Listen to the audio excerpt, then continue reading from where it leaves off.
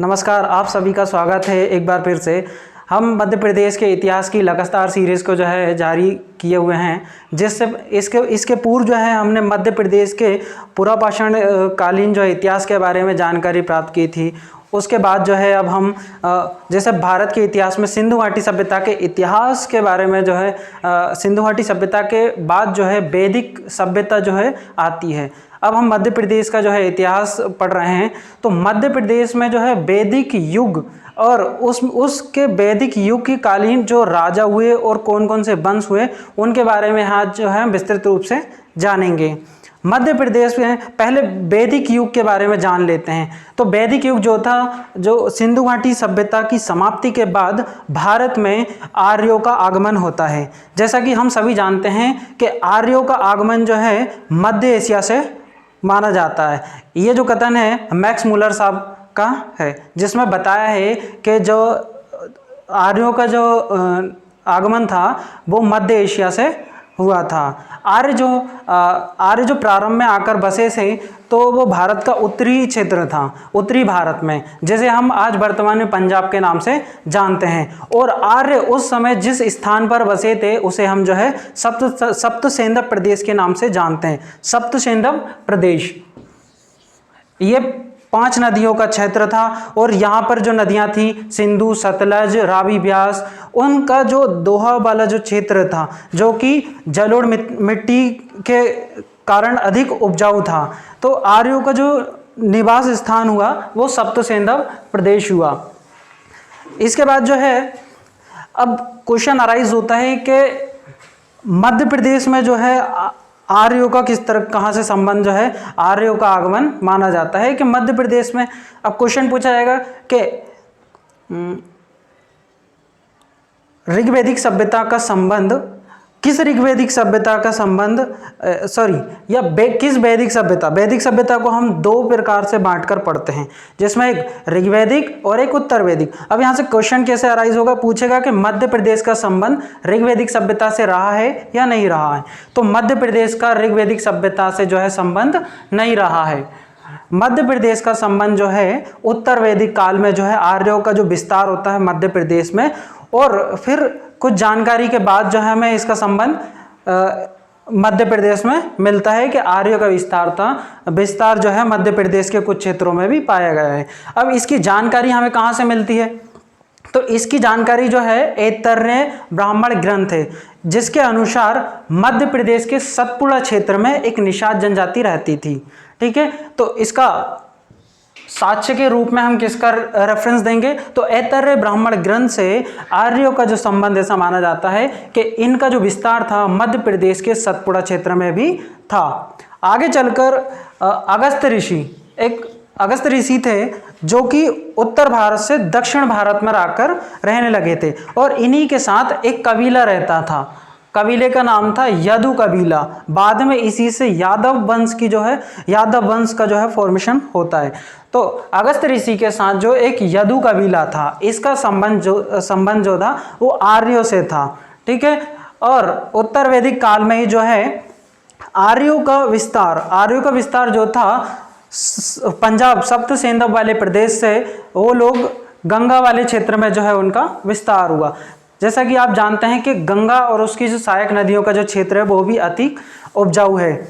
ठीक है, तो आर्यों का जो विस्तार था वो गंगा वाले रीजन में भी हो गया था। जैसे आप देख सकते हैं यहाँ पे गंगा, यमुना और नीचे ये नर्मदा में भी सतपुड़ा घाटी में भी जो आर्यों से संबंधित कुछ कबीले और जातियों का भी जो है क्षेत्र मिलता है। इसकी जानकारी ऐतरेय ब्राह्मण ग्रंथ से हमें मिलती है।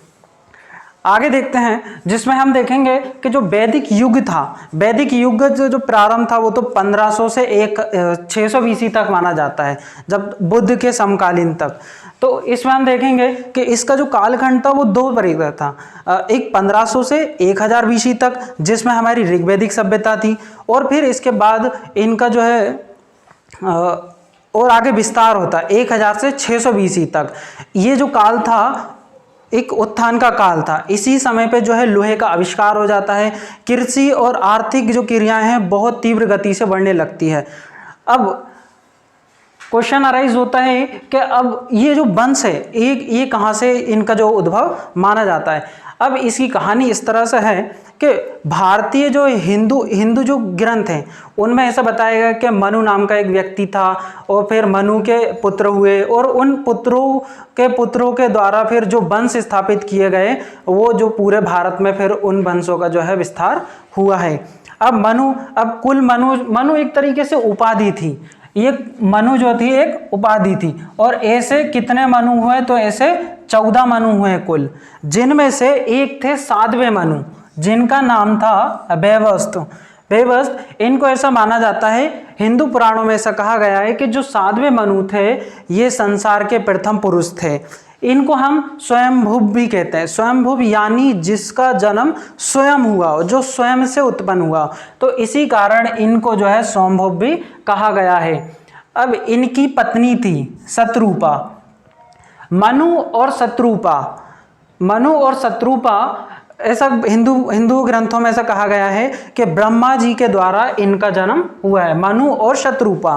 फिर उसके बाद इनसे उत्पन्न जो सभी मनुष्य हैं जो है सभी मनुष्य, फिर इनके बाद इन मनुष्यों के द्वारा जो इनके पुत्र हुए, इनके पुत्रों के द्वारा जो वंश जो पूरे भारत में फैले, उसके आधार वो जो जिनकी जानकारी हमें आगे पढ़नी है कि ये समस्त जो वंशज थे इनमें जो कहाँ कौन से वंश स्थापित हुए, तो यहाँ से जो है मनुष्य का जो प्रारंभ जो है माना जाता है। अब मनु जो थे इनके 10 पुत्र थे, 10 पुत्र और एक पुत्री थी। इनका सबसे बड़ा पुत्र था इल, उसके बाद एक और पुत्र था इनका इक्ष्वाकु का संबंध जो है मध्य प्रदेश से प्रत्यक्ष रूप से रहा है। कारुष का संबंध भी जो है मध्य प्रदेश से रहा है, तो इसको भी हम पढ़ेंगे अच्छे से। एक इनकी पुत्री थी जिसका नाम था ईला, और इनका संबंध भी जो हमारे मध्य प्रदेश के बुंदेलखंड से रहा है। तो हम एक एक करके इन वंशों के बारे में आज देखेंगे। सबसे पहले हम देखते हैं इक्ष्वाकु। अब इक्ष्वाकु जो वंश था, इक्ष्वाकु वंश जो था उत्तर भारत में था, और इस वंश के जो संस्थापक थे जिनका नाम था इक्ष्वाकु, तो इक्ष्वाकु के नाम पर ही इस वंश का नाम पड़ा इक्ष्वाकु। इन्होंने जो इस राजधानी अयोध्या को राजधानी बनाकर उत्तर प्रदेश वाले रीजन में जो है शासन जारी रखा अपना। और इक्ष्वाकु के 3 पुत्र हुए, 3 पुत्र हो गए, जिसमें तीनों में जो है राज्यों का बंटवारा हो जाता है। तीनों पुत्रों में राज्यों का बंटवारा हो जाता है। इनके एक बड़े पुत्र थे जिनका नाम था कुक्षी।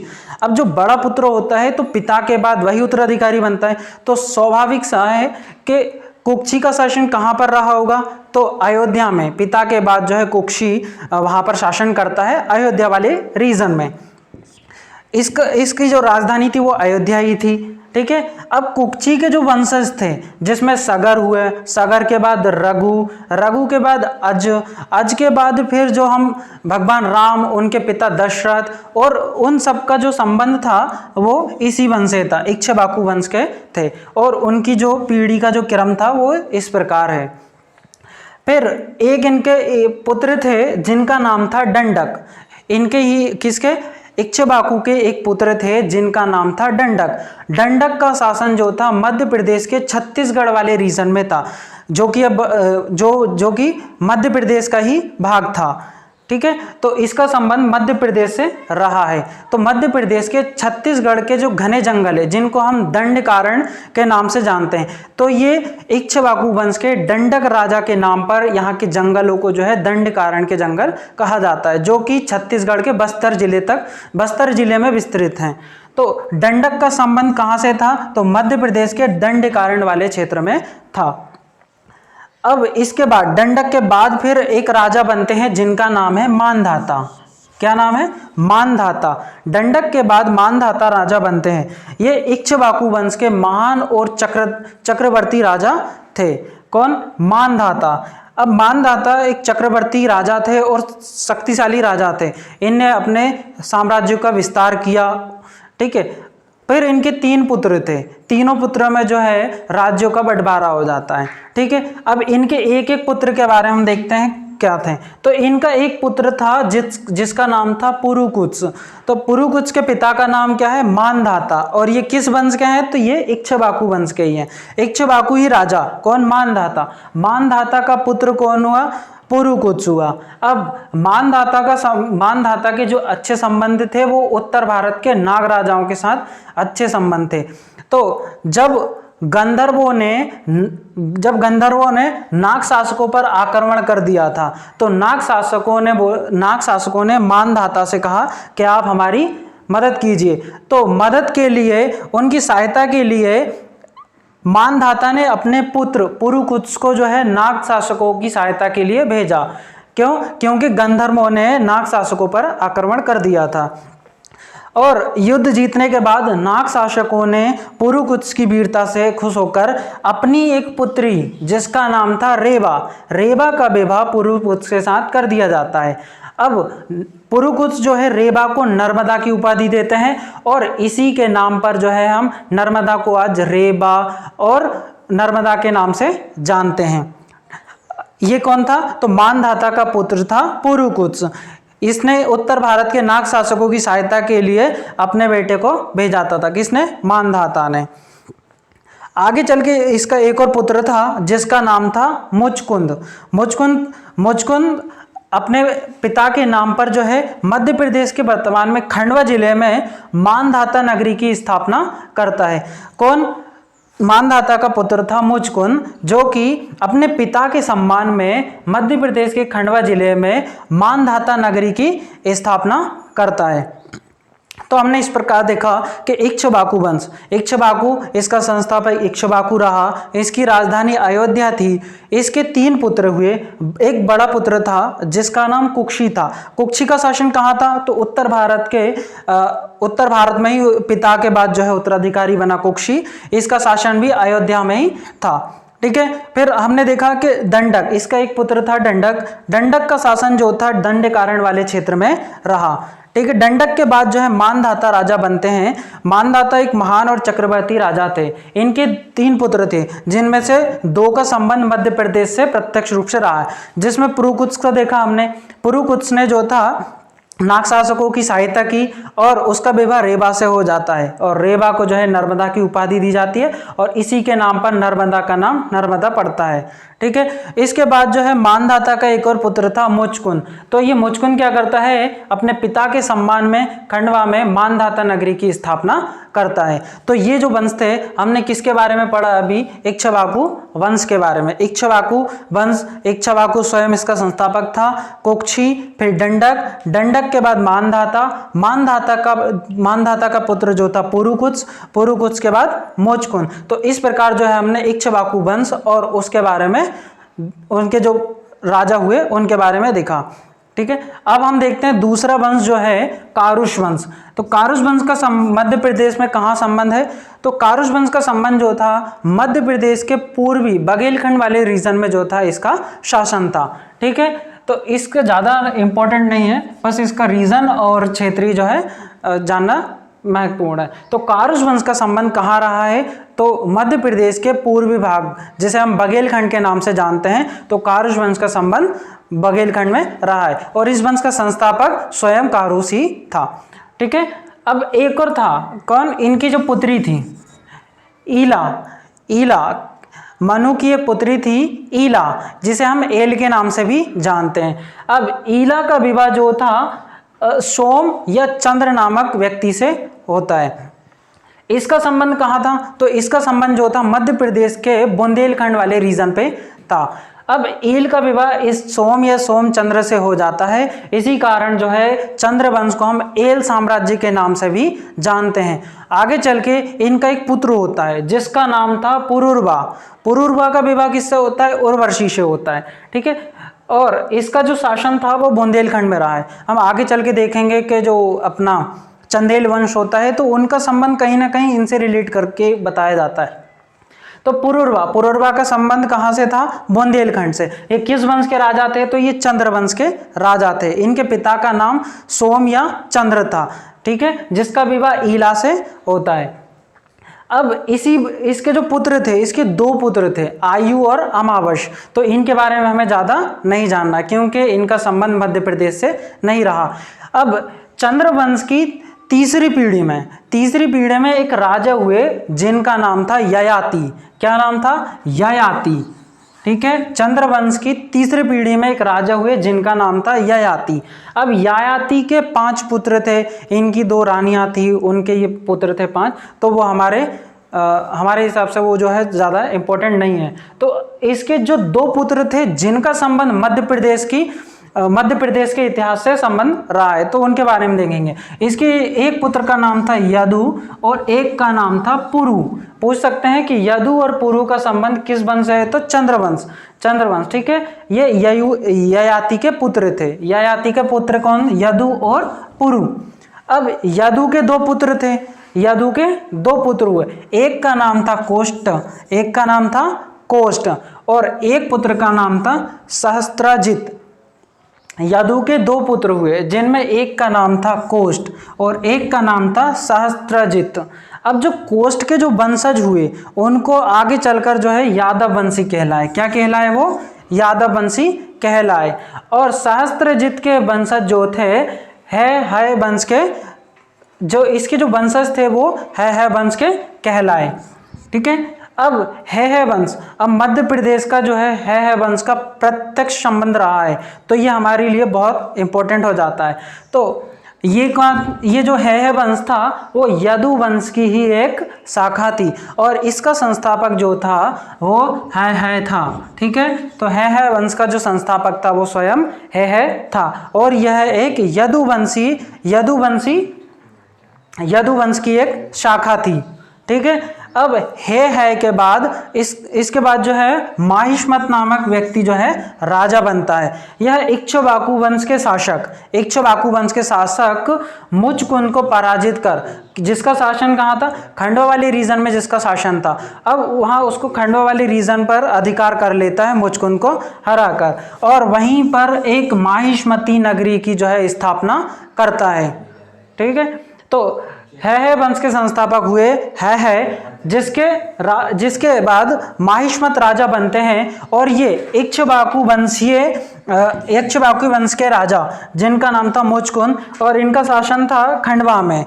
ठीक है, इनको पराजित कर खंडवा में जो है माहिष्मती नगरी की स्थापना किसके द्वारा की जाती? तो माहिष्मत के द्वारा। पूछा जा सकता है कि माहिष्मत का संबंध किस वंश से है? तो वो है वंश से संबंधित थे।